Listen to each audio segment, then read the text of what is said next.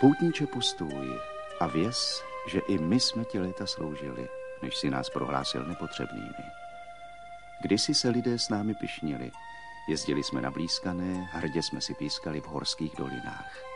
Pak přišel verdikt zrušit. Místo nás začala jezdit do lesů pro dřevo nákladní auta.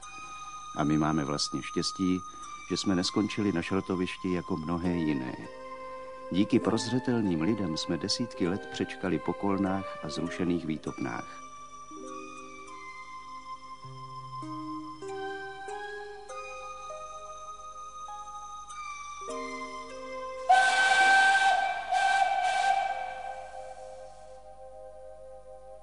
Dřevo člověk potřeboval ke svému bytí odjakživa.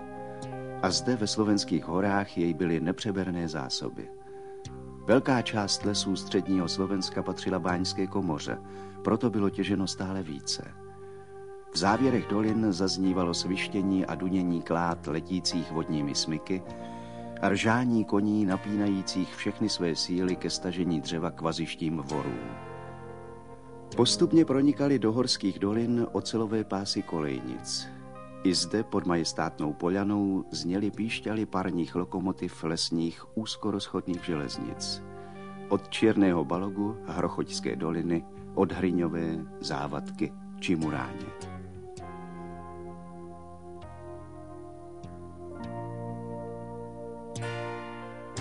Situační plánek zachycuje jen ty tratě, o kterých se v tomto filmu hovoří. Prostor již nezbyl k poodhalení osudů mnoha dalších železniček a lidí, kteří na nich pracovali. Štefana Handloviče z Henclové, Juraje Karabina ze Žarnovice, Michala Madeje z Čemerného, Václava Repáka z Remeckých Hamrů, Julia Iskry z Výglaše, Samuela Bukovinského z Moravského Jánu. Není ani možné všechny vyjmenovat. A tak kdo jiný by nás mohl s větší láskou a zasvěceností uvést do bájného světa lesních železnic, než rodák z místa provozu jedné z nich, Hronce, národní umělec Ladislav Chudík. Tak teď jsme došli přímo před domeček, kde jste uslyšel zahukání mašinky přímo v den svého narození. Jaké máte vzpomínky na to svoje rané dětství? Tak je to ďaleko, kde to chcete až vrátiť k tomu zapísknutiu vlaku. Ja vtedy asi som mal iné starosti, ale mojej mame možno to pomohlo. A možno to len moja taká predstava, že to bola tá mašinka, ktorá ma sprevádzala pri tom, ako som prišiel v 24. na svet. No od tých čias mám taký vzťah k železnici, k tým rušňom a tomu všetkému a k tomuto kraju. A preto mi tak strašne záleží na tom, aby aj touto čiernohronskou železničkou ožil tento kraj a získal niečo, čo sem pritiahne nových a nových ľudí. V tom sa prejavujem ako teda lokál patriot.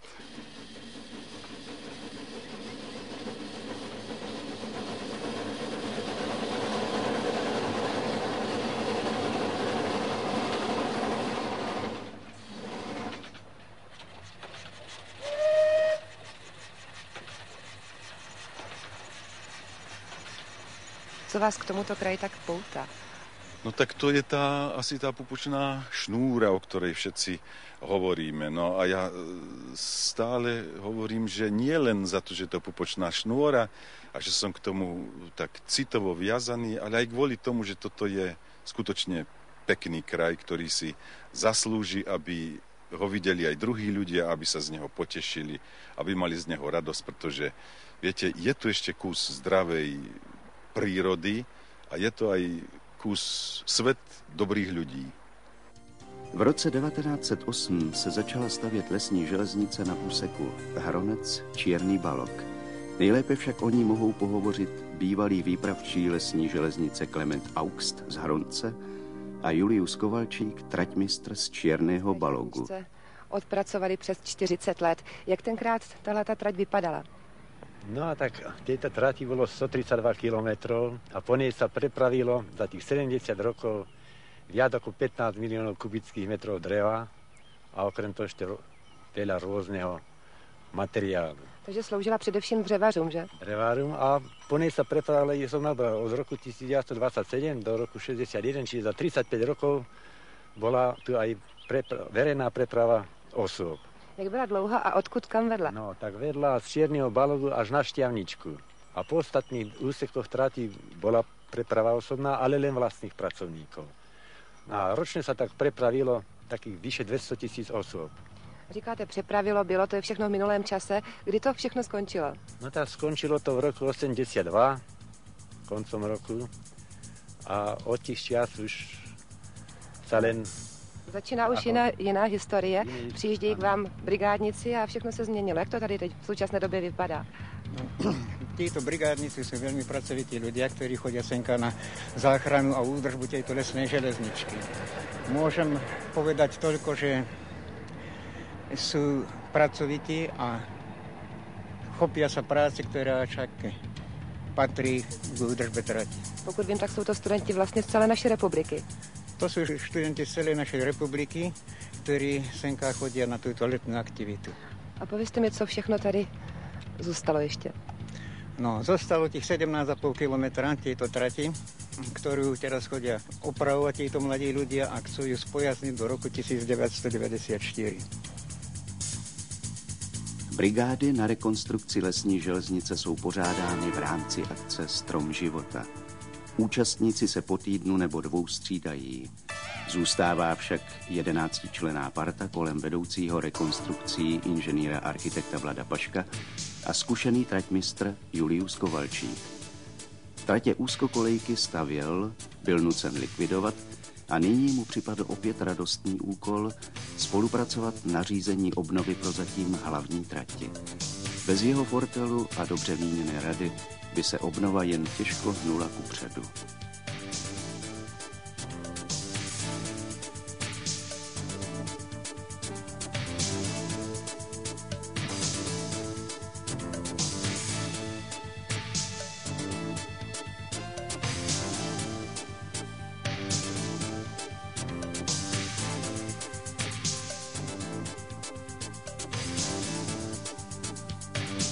Na svatém Jánu byla dříve nejfrekventovanější odbočka Čiernohronské lesní železnice. Jedna větev odbočovala u Chovancova strážního domku do Kamenisté doliny, druhá na Čierny Balog. Nyní toto místo z nejhezčích na trati ožívá mládím.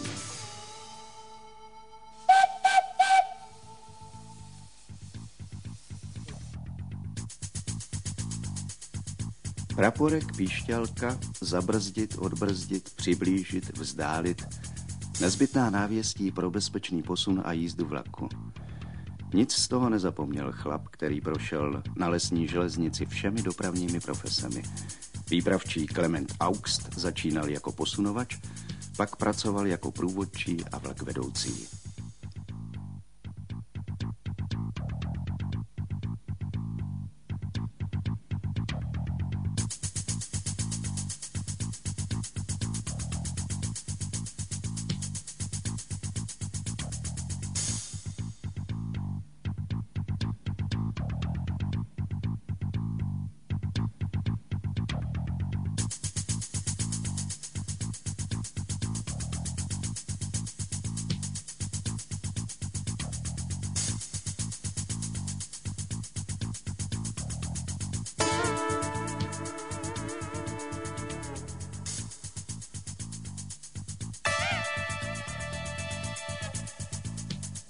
Zde na hřebenech a v lesích slovenského Rudohoří nad Černým Balogem, kde se odpradávna říká na Sihle, Sedmáku, Dlhém Grúni, se čas jakoby zastavil.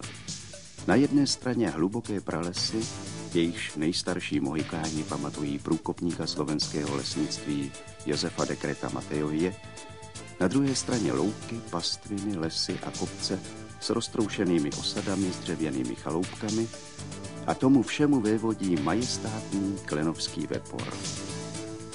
Tento kout byl odjakživa krajem dřevorubců a lesníků, stejně jako za sousedním hřebenem Nízkých Tater okolí Čierného Váhu, kudy vedla druhá největší lesní železnice Slovenska.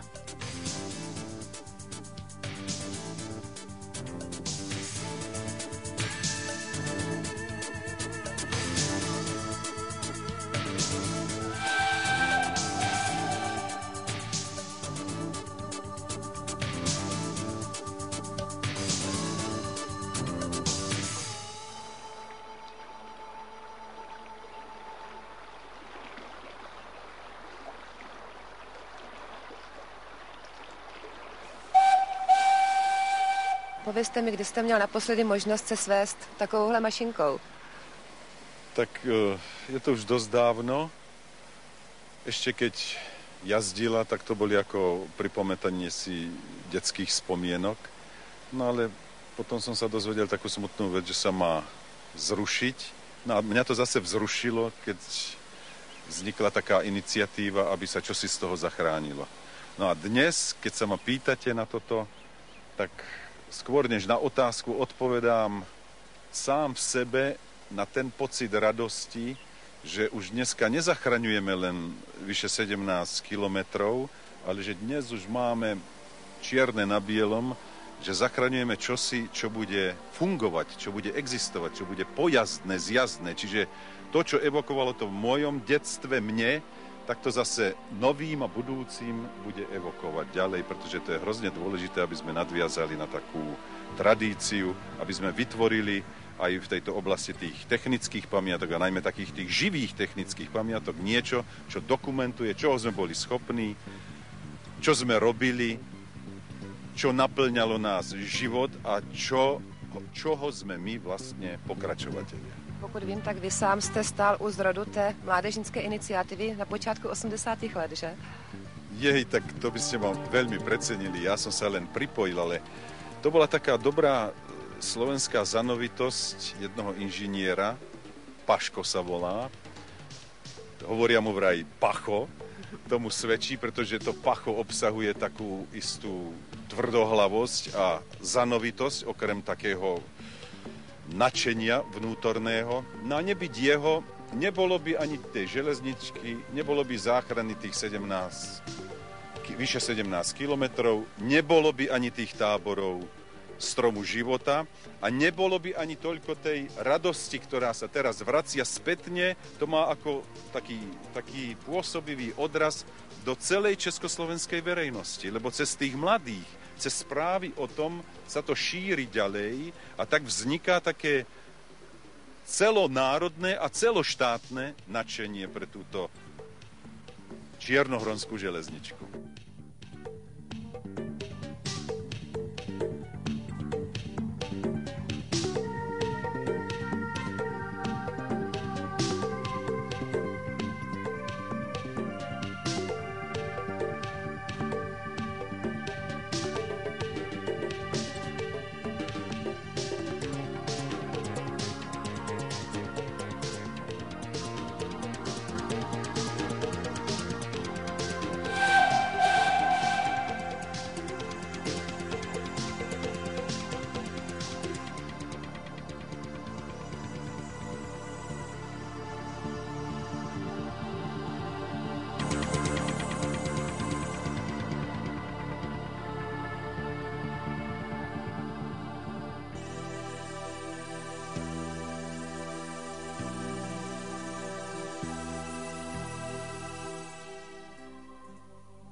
Když vyslovíte slovo Liptov, představí se vám doliny s malebnými dědinkami, obklopené věncem hor. Vybaví se vám zvonění zpěžovců, ucítíte lahodnou vůni oštěpků. K nejromantičtějším místům Horního Liptova patří Liptovská teplička se svými roubenými chalupami, dvory plnými dřevěného nářadí, ohlazeného těžkou prací. Dědina pod Královou holou, kam si nechávali vodáci vyvážet lesní železničkou svoje lodě, aby pak mohli vychutnat peřeje čierného váhu.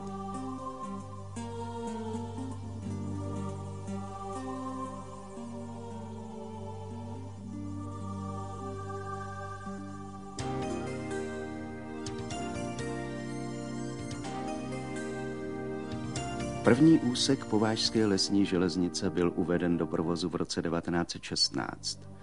Rostla přeprava dřeva, prodlužovaly se tratě, rostl i vozový park. Z původních 30 párů oplenových vozů až na 160 vozových jednotek. Železnička vrůstala do všech přilehlých dolin Nízkých Tater, až její celková délka dosáhla 110 kilometrů. Dlouhou dobu byla i jediným spojením se světem pro obyvatele Liptovské tepličky. Pomáhala při zásobování obce, jedině po ní mohl přijet lékař. Sídlo správy provozu, dílny a výtopna byly ve starém lesnickém městečku a středisku lesnických škol Liptovském Hrádku. Tam dodnes opatruje staničku lesní železnice její bývalý vedoucí provozu Ludevít Gerek.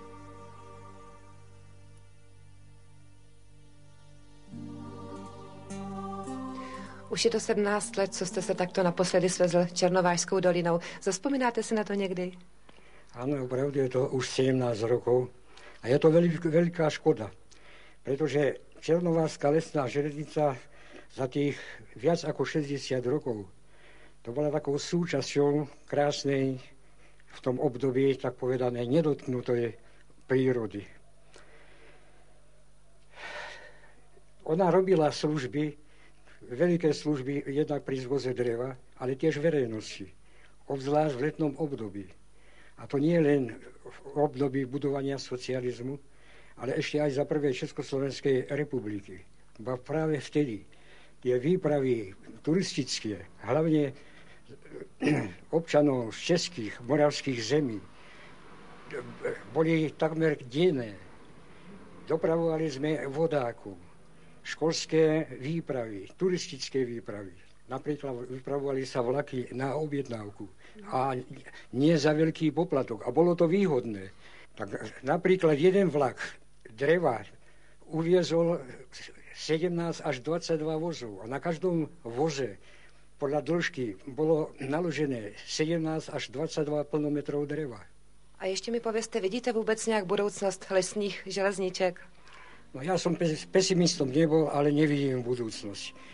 Pretože je rozhodnuté a dali na tom súhlas aj v Bratislave, že ten zbytok zvršku, ktorý zostal, má sa úplne zložiť a koľajnice uskladniť. A přece jenom jsme slyšeli, že nějakých 17 kilometrů tady má ještě zůstat. No tak záujem verejnosti je, aby to, a menovite aj týchto mládežníci, ktorí pracujú v rámci tej organizácie Strom života, urobili by všetko, len aby sa to aspoň to zachovalo, čo zostalo z tejto železničky. Ale no, som pesimista skrátka v tomto prípade.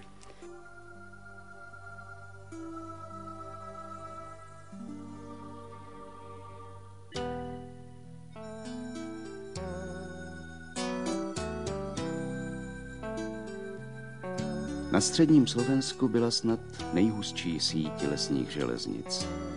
Nelze proto zapomenout ani na dvě z nejvýznamnějších. Z Výglaše Hrochoťskou dolinou na Kyslinky a z druhé strany Polany na Hryňové. Na obou z nich jezdil jako strojvedoucí jeden z nejstarších lesních železničářů Karol Klimo. Na hrázi Hryňovské vodní nádrže si zavzpomínal na úzkokolejku, jejíž dvě větve z Perýsk a Studené jamy se spojovaly nad nynější přehradou na Báťkové. Když tady dnes máte krásnou přehradu, není vám tak trošičku líto, že už ten vláček tudy nejezdí? Mne za tým je veľmi ľúto. Viete, toľké roky, keď som na to chodím, strávil toľké oni a videl som tú dolinu takú peknú, už raz tá dolina je už taká smutná bez tej lesnej železničky. Však kýskala ľudí vozila, veselo bolo, veselšie ako teraz.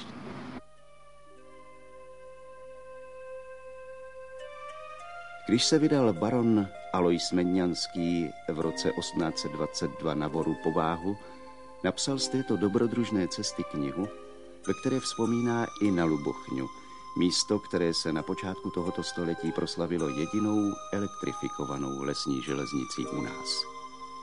Zcela zasvěcený pohled na tuto technicky jedinečnou trať může podat syn někdejšího strojvedoucího lesní inženýr Vladimír Žihlavník. V roce 1904 vlastně odtud odešel první elektrický proud do první elektrifikované železnice na našem území. A byla to právě lubochňanská úzkokolejná železnička. Takže je to vlastně taková rarita, že? Je to skutočne rarita a myslím si pri skromnosti aspoň stredoeurópska, pretože keď ešte všade inde po svete v preváži sa používa elektrický prúd len na osvetlenie, tu už bola používaná elektrická energia na ťažnú silu. A nie len pre zvoz dreva, ale tu hneď vedľa elektrárne stála píla, kde boli 4 rámové píly a tie v čase dostatku vody boli poháňané takisto z tejto istej elektrárne. Okrem toho bola osvetľovaná celá Lubochňa, celá obec A okrem toho bolo také dosť zaujímavé, že v 1904 si dovolil lesník otočiť vypínačom a mal elektrické osvetlenie 20 km od obce Lubochňa. Takže to bylo krásné. No. Jak byla tenkrát ta trať dlouhá? Tá trať elektrifikovaná bola dlhá 19,5 km po Vyšný Taj. A jak dlouho byla v provozu? V prevádzke bola od 1904. až do 1966. Není vám líto, že už tady není? Mne a veľmi. Kolik tenkrát svezla třeba dřeva například? No tak, čo si spomínam, otec slúžil 2 roky na tejto istej lesnej železnici. V predvojnových rokoch sa zvážalo okolo tých 40 000, po vojných rokoch aj 80 a 90 000 dokázala zviesť. No teď už tady vlastně zůstala jen tahle ta elektrárnička, bude sloužit dál? No tak už sa na tom pracuje, ako vidíte. Už niektoré časti, preto už do nej zatekalo, už sú obnovené. Robil to stavebný závod štátnych lesov. Je predpoklad, dnes si Národný výbor je v jednaní z ČKD Blansko, kde konkrétne tieto turbíny by zostali, iba táto časť, ktorá je tá elektrická časť, tá bude musieť byť vymenená, pretože tu niekoľko rokov do toho tieklo.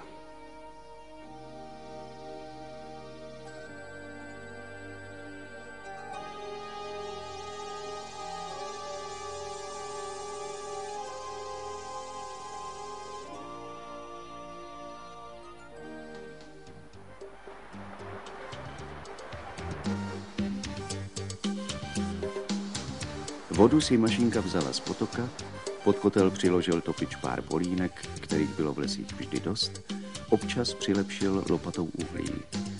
Lokomotiva vyjela z Oščadnice nebo Krásna nad Kysucou, naproti hospůdce ve Staré Bystrici se konalo napájení stroje i mužstva, až přijela na konec doliny na Chmuru. Málo kdo ví o pokladech ukrytých až v tom nejvýchodnějším koutu Kysuc, v údolí osady a stejnojmenné říčky Vychylovka. Ještě na počátku 70. let zněly touto dolinou píšťaly parních lokomotiv, po oravsko-kysucké lesní železnici duněla kola vagonků naložených dřevem. I nás přivedla do tohoto kraje železnice a k ní nerozlučně patří strojvedoucí Jaroslav Čajka, který se svým synem a kolegy z lokomotivního depa Veselí nad Moravou a dalšími nadšenci z celé republiky zasvětil veškeré volné chvíle mašinkám, trati a vagonkům na Vychylovce. Jak jste se sem dostal vy z Veselí nad Moravou? No tak my jsme měli kamarády jako modeláře železniční a v Bratislavě začali vytvářet takovou sekci na záchranu železnic. No a jako takové fanoušky nás pozvali, jestli by to bylo možné, abychom se stali její členy.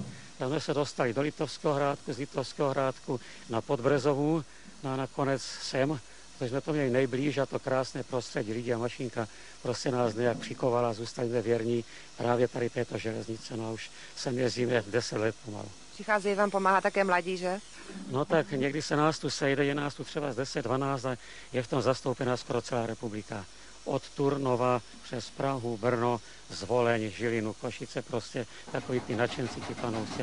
Vesměs mladí lidi. Jaká je tady současnost a budoucnost tady této železničky? No tak bohužel je to poměrně dost špatné, protože co stihli, tak to zlikvidovali tenkrát poměrně narychlo.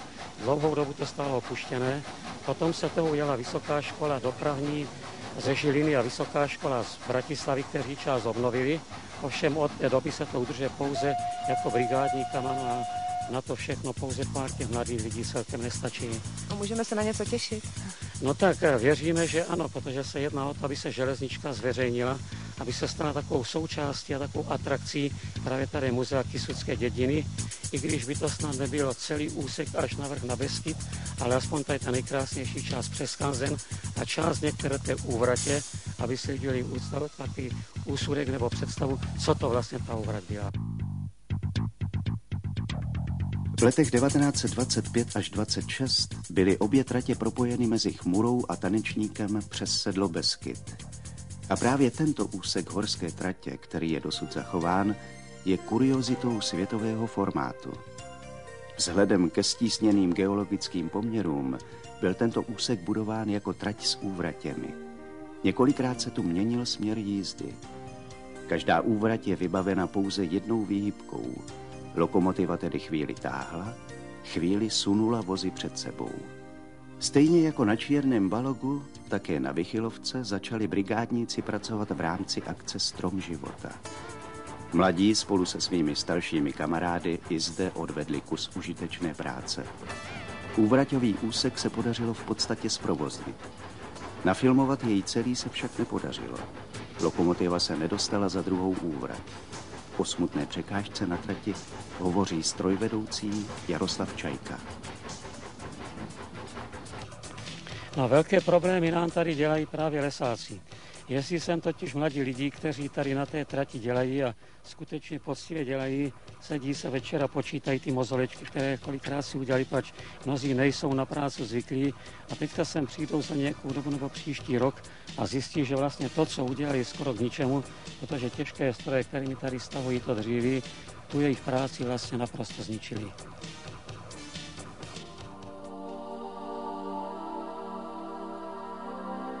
Každý rok se v těchto místech scházejí party mladých nadšených lidí z celé republiky, aby to, co zůstalo z někdejší slávy lesních železnic, mohli ukázat i ostatním. Aby se z krásných hor a údolí Slovenska úplně nevytratili světkové tradice lesnictví a aby děti mohly ještě dlouho na vlastní oči spatřit parní lokomotivu, symbol pokroku mnoha minulých desetiletí. A aby se zelenou barvou lesů, strání i křišťálových potůčků zůstala žít i modrá barva železnice.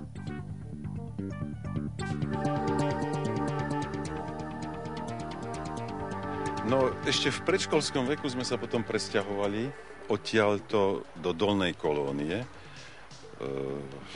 v Hronci a tam na prvom poschodí ma moja mama nechávala práve v období, keď prichádzala veľká lokomotíva, lebo tu sa vlastne napájali veľký vlak s tou úzkokoľajkou, lebo tu bolo prekladište.